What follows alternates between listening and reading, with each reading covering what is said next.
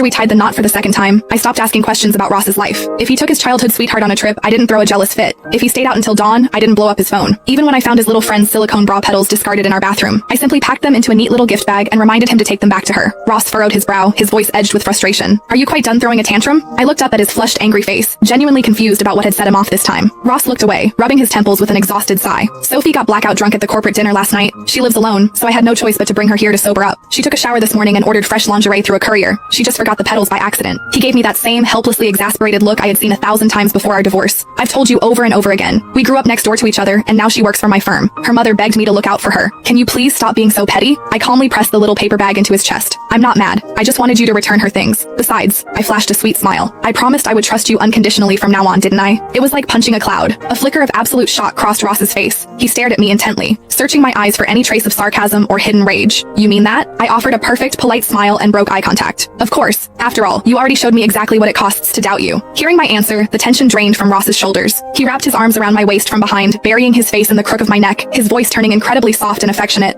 Fiona, since you came back to me, you've been so wonderfully well behaved. Come to the company gala with me tonight, please. I brushed him off effortlessly. I think I'll pass. You always hated mixing business with your private life. I'd only get in the way. Before I could finish, the arm around my waist tightened like a vice. Ross's voice was perfectly level, stripped of all emotion. But my instincts instantly picked up on his displeasure. You used to cling to me everywhere I went. You used to say you had to supervise me to make sure no other women got too close. I let out a soft laugh, turning around to cup his face. Like you said, that was the old me. I trust you now. There's no need to play the jealous wife. His expression darkened instantly. He opened his mouth to say something else, but I ignored his shifting mood and leaned in, my tone dripping with honey. Plus, a friend already asked me to go shopping and catch a movie tonight. I can't cancel on him now. Honey, could you wire $1 million to my account? Ross didn't say a word. He just stared at me, his eyes swirling with dark, complicated emotions. After a long moment, a humorless chuckle escaped his lips. Fine. He was about to say something else, but the electronic lock on the front door suddenly beeped and clicked open. Sophie strutted into the foyer wearing a skirt so short it bordered on scandalous. Her face morphed into a mask of exaggerated surprise. Oh, Fiona, you're back. Since you and Ross just signed the remarriage papers, I totally didn't expect you to move back in so fast. Ross glared at her, dropping his hands from my waist, barging in here without knocking. Do you need something? Sophie immediately bounced over to him, grabbing his arm with a sickly sweet pout. The gala is tonight and I still haven't picked out my dress. Come with me to the VIP boutique to help me choose. Please? Ross didn't answer her. Instead, his gaze locked entirely on me, waiting for my reaction. I simply picked up my designer bag from the sofa and strolled casually toward the door. My friend is texting me to hurry up. I'll leave you two alone. I hate playing the third wheel. With my hand on the doorknob, I paused and popped my head back inside. Oh right,